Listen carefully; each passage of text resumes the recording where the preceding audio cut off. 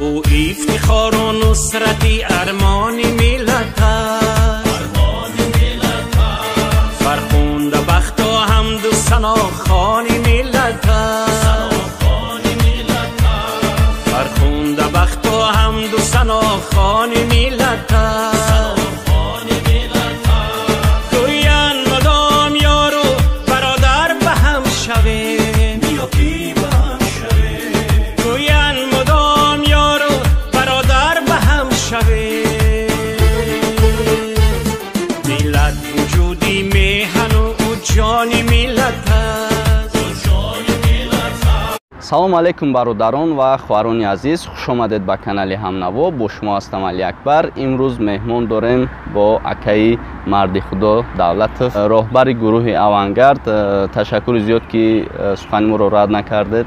зинда бошед. хуш омадед ба канали мо. аввалан ташаккури зиёд бар шумо бародари ватандӯст, хештаншинос Али Акбар Қурбонов, ки бисёр ҳам як дар тарғибу ташвиқи ғояҳои миллӣ, ватандӯстӣ, баланд бардоштани ҳисси ватандӯстии ҷавонон пайваста дар сомонаҳои ютуб, дар сомонаҳои иҷтимоӣ, фейсбук, дигар сомонаҳо мо пайваста назорат мебарем. мебинем ки видеороликҳои шумо, баромадҳои шумо воқеан ҳам барои таъсир гузоштан барои маърифати ҷавонон, ахлоқу одоби ҷавонон бисёр ҳам як саҳмгузор аст. фикр мекунам ки маҳз аз чунин таваҷҷӯҳ, аз чунин иқдомҳо бисёр ҳам шод мегардем, боз ҳам рӯҳмон болида мегардад. вақте ки инсон аз ҳар як чизҳои хуб дар ҷомеа ки дида мекунад, албатта ки саломатиу ҳам хуб мешавад, суханронию ҳар як чизе ки аст бо иқдомҳои нек беҳтарин мешавад. якум дар бораи худтон акаи марди худо. банда марди худо Давлатов ҳастам, роҳбари гурӯҳи ҷавонони Авангард, пешоҳанги ҷумҳурии Тоҷикистон, инчунин устоди факултаи физикаи Донишгоҳи миллии ҷумҳурии Тоҷикистон. зодаи ноҳияи Лахш ҳастам ва маз дар собиқ ноҳияи Ҷиргатол дар он ҷо таваллуд шудам. пасон чихеле ки падари ман корманди мақомот буданд, бо ҳамин сабаб омадем то силфи панҷум дар шаҳри Душанбе таҳсил кардем. баъдон боз аз силфи 5 то силфи хатми муассисаи таҳсилоти миёна дар шаҳри Хуҷанд зиндагӣ ва кор ва фаъолият кардем. пасон ба Донишгоҳи миллии ҷумҳурии Тоҷикистон дохил шудем ва соли 2017-18 бо як муваффақият ин даргоҳи илму маърифатро хатм кардем. саломат бошед. албатта ки мо тоҷикон ҳар як ваҷаби хоки ватанамонро дӯст медорему, қадр мекунем. кадом макони кишвари айзамон ба шумо писанд меояд? оре Тоҷикистон дар ҳақиқатан ҳам биҳишти рӯи замин аст. ҳар як ваҷаб, ҳар як хоки ӯ барои мо муқаддас аст. ман шахсан дар тамоми гӯшаву канори кишвар сайру гашт кардам, зиндагӣ кардам дар вилоятҳои ватани азизамон. фикр мекунам ки ҳамаи Тоҷикистон як хел аст, барои мо азиз аст, мардумаш меҳмоннавоз аст, инсондӯст аст, ватандӯстанд, хештаншинос ҳастанд. барои мо ҳар як гӯшаи диёр азиз аст. аз ҳамин хотир аз ҳар чӣ лаҳзае ки ҳар вақте ки масалан вориди Хатлон мешавем, вориди Бадахшон мешавем, вориди Суғд мешавем, вориди ноҳияҳои тобеи марказ Рашт мешавем, ҳар он ҷо барои мо боз ҳам дилгармкунанда, боз ҳам ҳисси ватандӯстиву ҳамун минтақаро дӯст доштан барои мо зиёдтар мегардад. аз ҳамин хотир ҳар як ваҷаби хоки ватан барои мо азиз аст. саломат бошед. аслан ҳар як инсон табиати деҳот, он манзараҳои зебое ки дар деҳот аст, он мардуми самимие ки масалан дар деҳот зиндагӣ мекунанд, воқеан ҳам барои ҳар як инсон як илҳом, як кайфияти дигар дорад ки ҳар як шахсе ки масалан вақте дар деҳот зиндагӣ мешавад ё ки дар деҳот ба воя мерасад, воқеан ҳам баъд аз калонсолӣ ҳам дар ҳар гӯшаи олам ки бошад, ҳамун макон, ҳамун деҳаи худро, ҳамун ҳамсоягони худро, ҳамун дӯсту рафиқони худро ба некӣ ёд мекунад. зеро ки бисёри хотироти наврасӣ ҳар як инсон ҳамун сафарҳо ба деҳаҳо аст, ба хонаи хешу ақрабо, ба хонаи бобову биби аст ки мераванд. дар он ҷо масалан як хотироте барои худ нақш мегузорад ва солҳо мегузарад, аз ҳамун деҳа ёд мекунанд, аз ҳамун рафиқон, аз ҳамун дӯстон. фикр мекунам ки барои мо ҳам деҳаву ҳам шаҳр ҳар ду азиз ҳастанд, наздик ҳастанд ба қалб. зинда бошен. агар гӯем ки насли тоҷик табиатан китобдӯст доранд, хато намекунем, кадом китобро мутолиа доред шумо? чӣ хеле ки бузургон гуфтанд, хуштарзи китоб дар ҷаҳон ёре нест. дар ғамкардаи замона ғамхоре нест. ҳар лаҳза аз ӯ ба гӯшаи танҳоӣ сад роҳате аст, ҳаргиз озоре нест. ҳамин як 3 соат пеш ман китоби хазинаи маърифатро мутолиа карда истода будам ки воқеан ҳам субҳон қурбон ки ҳамин китобро барои шунавандагон бо забони тоҷикӣ ба таб расондааст ки аз 4 ҷилд иборат аст ки тамоми он ахлоқу тамоми он арконе ки зиндагии инсониятро дар бар мегирад дар ин китоб гуфта шудааст. бисёр ҳам инсоният як ҳаловат мебарад ва барои худ ғизои маънавӣ аз чунин китоби бо маърифат мегирад. саломат бошед. албатта ҳама кас дар зиндагӣ ба душворӣ рӯбарӯ шудааст. шумо чӣ азобе кашидаед?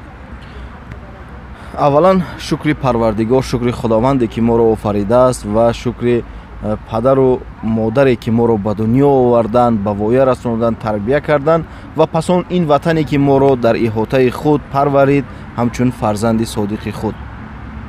фикр мекунам ки инсоният дар зиндагӣ ба ҳама пастию баландиҳо дучор мешавад, ба бисёре аз шикастҳо, ба бисёре аз нокомиҳо. аммо дар зиндагӣ ҳамавақт бояд инсон мард бошад, зеро ки зиндагии худ мардро дӯст медорад. махсусан барои ҷавонмардон аз ҳама он шикасту пастию баландиҳо бояд дар ҳарос набошад. ҳар гоҳе ки чӣ мушкилӣ аст, чӣ он камбудӣ аст, он гузаранда аст. фақат сабр лозим аст, фақат бо қадамҳои устувор дар ҷодаи зиндагӣ қадамҳову гомҳои устувор гузоштан лозим аст ки то он мушкиливу он чизе ки аст бояд рафт шавад. аз ҳамин хотир фикр мекунам ки дар ҳаёти ҳар як нафар шахс мушкилӣ аст. дар зиндагии ҳар як кас мушкилот аст. зиндагии худ бемушкилӣ нест. имрӯз ҳар нафар мушкилӣ дорад, як камбудие дорад дар рӯзгор, дар зиндагӣ. фикр мекунам ки дар ин бояд талош кард, бояд кӯшиш кард, дар ин набард бояд муваффақ шуд. барои насли ҷавон гуфтем, ҳозир худатон мушоҳида мекунед, мебинед дар ин кӯчаву гирдгаштҳо, барои насли ҷавон чӣ гуфтанӣ доред акан? шукронаи истиқлолияти кишвар ки имрӯз давлати соҳибихтиёри мо, давлати дунявию демократии мо дар ҷаҳон ҳамчун мавқеи худро устувор кард ва ҷаҳон ин ҳамчун давлати моро эътироф кард. ва кишвари мо ки ба мисли як ҷавони наврас аст ки дар қадамҳои 28 аллакай қадам гузошт мустақилияти худро. фикр мекунам ки имрӯз насли наврас аз ин самараи истиқлолият, аз ин сулҳу субот ба худ рӯз аз рӯз як ҷаҳон аламун илҳому таровату аламун хушбахтиро дарк мекунам. ва маҳз дар ин радиф асосгузори сулҳу ваҳдати миллӣ, пешвои миллат муҳтарам ҷаноби олӣ тамоми имконият, тамоми шароитро барои насли имрӯза фароҳам овардааст, то ки бо пешрафти техникаву технологияи муосир имрӯз бояд ҳар як насли ҷавон аз ин тараққиёти имрӯза бояд баҳра бигирад ва барои пешбурд, барои ояндаи давлату миллат бояд саҳми хишро гузошта бошад. ва имрӯз тамоми вазорату идораҳо низ дар он кӯшиш мекунанд ки насли наврасро, насли ҷавонро дар рӯҳияи инсондӯстӣ, ватандӯстӣ, хештаншиносӣ тарбия кунанд, то оянда барои поянда нигоҳ доштани истиқлолияти давлатӣ ин насли наврас бояд саҳмгузор бошад. ва дигар ногуфта намонад ки имрӯз ҳастанд низ бархи баъз ҷавононе ҳастанд ки ба гумроҳӣ даст мезананд, ба ҷиноят даст мезананд, ба авбошӣ даст мезананд, ба дуздӣ даст мезананд ва дигар омилҳои номатлубро масалан даст мезананд. фикр мекунам ки имрӯз ҳар як фарди солимандеш бояд сари он биандешад ки барои як ҷавоне ки дар роҳи бад аст ба роҳи рост ҳидоят кардан, ҳар як кули ҷомеа, на балки як вазорату идораҳо, балки имрӯз кули ҷомеа вазифадор аст ки он баъзе камбудиҳое ки баъзе наврасон мекунанд бояд дар якҷоягӣ барои бартараф кардан ва онҳоро барои як зиндагии солиму роҳи ояндаи дуруст равона кардан вазифаи ҳар як шаҳрванд аст. ҳама кас орзу дорад дар зиндагӣ. шумо чӣ орзу доред? зиндагӣ мегӯянд ки худ як ширин набуд, зиндагиро орзу ширин намуд. воқеан ҳам инсон вақте ки аз ҷониби парвардигор офарида шуд, барои ӯ холиқ яъне ки худованд тамоми шароитро фароҳам овард ва маҳз ҳар он чизе ки инсон имрӯз дар дил ҳавас дорад, ҳар он чизе ки мехоҳад, шукри худованд он чиз амалӣ мегардад. Ба он шарте ки нияти нек бошад, амали нек бошад, ҳаракати хуб бошад, ҳар он чизе ки барои хубии ҷомеа бошад, фикр мекунам ки орзуи хуб ҳамеша амалӣ мегардад. Аз ҳамин лиҳоз банда низ пайваста бо чунин як орзу ниятҳои нек, на балки барои худ, балки барои дигарон низ. Зеро ки ҳадиси Расули акрам саллаллоҳу алайҳи ва саллам аст ки мегӯяд ки муъмин касе аст ки ҳар чизе ки барои худ дӯст медорад, барои худ орзу мекунад, барои рафиқаш, барои ҳамсояш, барои дигар нафарон низ ҳамон хушбахтиро, ҳамон чизе ки хуб аст барои худ орзу кунад. Таманнои манам низ барои тамоми ҳамватанон, барои тамоми кулли дунё мусалмонон, орзуи манам ҳамин аст ки ҳамавақт хушбахт бошанд, ҳамавақт ҳарчи орзу дар дилшон ниятҳои нек аст, худованд ба орзу ниятҳои некшон бирасонад. обод бошед. Дар охир гуфтанем ки таманнои шумо барои канали Ҳамнаво?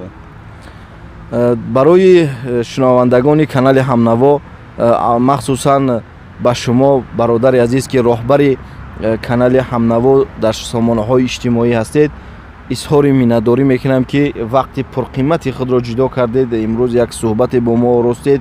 фикр мекунам ки маъзан ҳамин талошу заҳматҳои шумо ҳам низ беподош намемонад. ҳар он чизе ки имрӯз дар ҷомеа барои беҳбуд, барои беҳтар намудани мафкураи ҷавонон, кулли ҷомеа саҳми шумо ҳам низ бисёр калон аст. бисёр ҳам изҳори миннатдорӣ мекунам ва дар корҳои ояндаатон низ ба шумо бисёр бурдбориҳо, комёбиҳои беназиро таманно дорам. саломат бошен ака. Канали Ҳамнаво дар нашри китоби Хазинаи маърифат саҳмгузор аст ва китобро беҳтарин ҳадия медонем мо ва ин китобро барои шумо тӯҳфа мекунем ака аз Хазинаи маърифат. Саломат бошед. Сарбаланд бошед, зинда бошед. Канали мо дар сомонаи YouTube Ҳамнаво обуна шав ва аз видеоҳои нав бохабар бош.